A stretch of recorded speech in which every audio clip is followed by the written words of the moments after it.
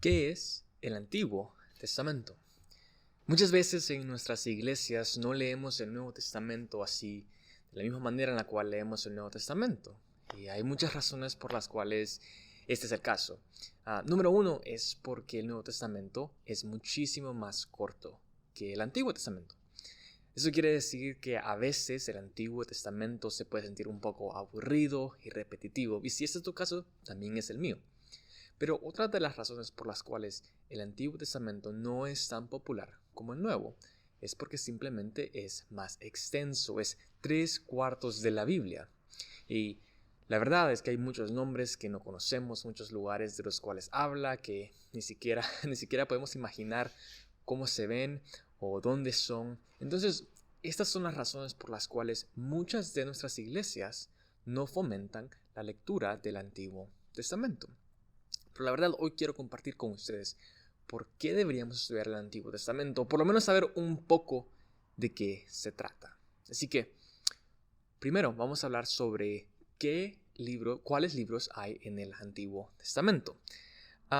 Y es que en el Antiguo Testamento podemos encontrar 5 divisiones de los libros que contiene. Los primeros 5 libros es el Pentateuco, la ley.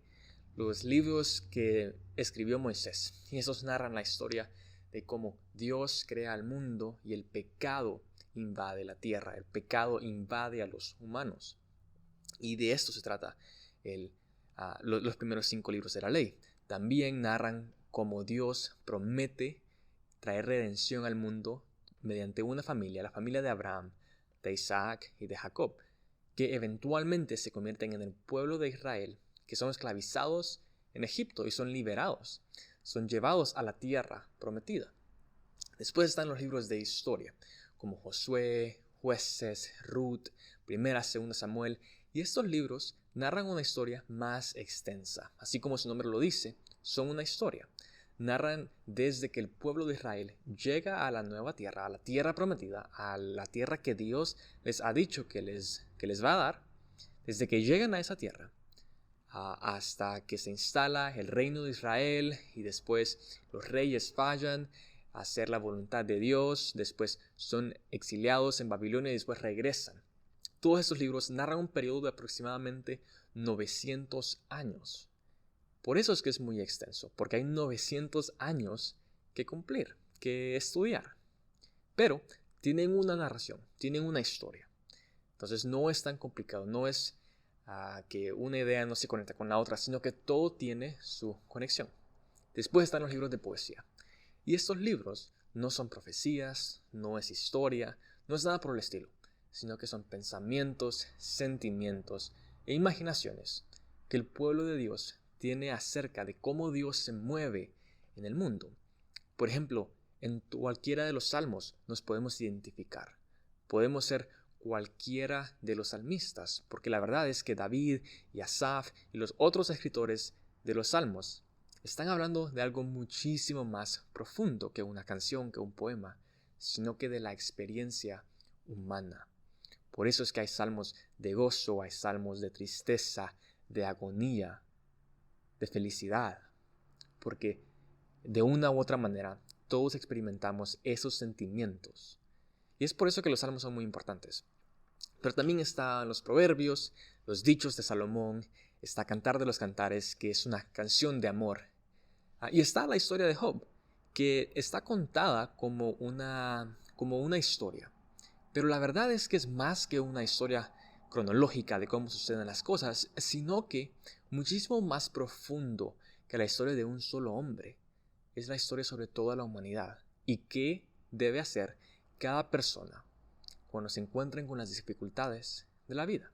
Y luego están los libros de profecía, los profetas de Israel. Y está dividido en 2 partes, los profetas mayores y los profetas menores. Los profetas mayores son los libros más extensos. La división mayor y menor no quiere decir que uno sea más importante que el otro, sino que su nombre se refiere a la extensión del libro. En los profetas mayores está Jeremías, Lamentaciones, que es de Jeremías, Daniel e Isaías. Y en los profetas menores está Miqueas, Joel, Amós y etc. Entonces esos profetas hablan de parte de Dios al pueblo de Israel. Y están cumpliendo una de dos funciones en cada dicho que hacen. Una, lo que pueden estar haciendo los profetas es condenar a los reyes, a los que están muy cómodos, a los sacerdotes, y decirles: hey, esa no es la manera en la cual Dios nos ha ordenado vivir. Pero también pueden estar haciendo otra función, la cual es darle motivación, darle vida a los que están caídos, a los reyes, a cualquier persona que se arrepienta. El mensaje de los profetas es: sí, sos un pecador, pero Dios nos promete traernos a un Mesías que va a redimir nuestro pueblo, que va a salvar a la humanidad. Por eso hay que tener nuestra fe, nuestra esperanza en el Mesías que ha de venir. Y eso es lo que el Antiguo Testamento habla. De esa es la narración del Antiguo Testamento. De cómo Dios promete traer a un Redentor, a un Salvador del mundo, mediante la familia de Abraham, que se convierte en el pueblo de Israel. Y miramos cómo los reyes humanos de Israel fallan, para que podamos entender que el rey que Dios va a instalar, que lo veremos en el Nuevo Testamento, nunca fallará como esos reyes. También, para concluir, ¿cómo debemos leer el Antiguo Testamento? La mejor manera en la cual podemos leer el Antiguo Testamento no es como un libro de historia o como cualquier texto antiguo, sino que como la palabra de Dios, que trae vida. ¿Y cómo trae vida? En cada página, cuando leemos una página del Antiguo Testamento, lo que debemos de pensar, la primera pregunta, la pregunta más importante que nos tenemos que hacer es: ¿cómo este texto está revelando al Mesías? ¿De qué manera esta historia que estoy leyendo está hablando de Jesús? Porque cada historia es así. La historia de Caín y Abel, de Adán y Eva, de Abraham, del rey David, todas esas historias, de una u otra manera, son de Jesús. Las que son buenas, por ejemplo, las de David y las de Moisés, hablan de cómo Jesús va a ser incluso mejor que ellos. Y las que son malas, en la cual habla de los pecados de las personas, de los reyes, de los sacerdotes, es para recordarnos que no hay que poner nuestra confianza en ningún otro hombre más que Jesús. Entonces, en conclusión, el Antiguo Testamento debería ser estudiado, debería ser leído y debería ser amado, porque nos viene a revelar quién es el Mesías, qué es lo que va a hacer el Mesías y cómo lo va a hacer. Gracias.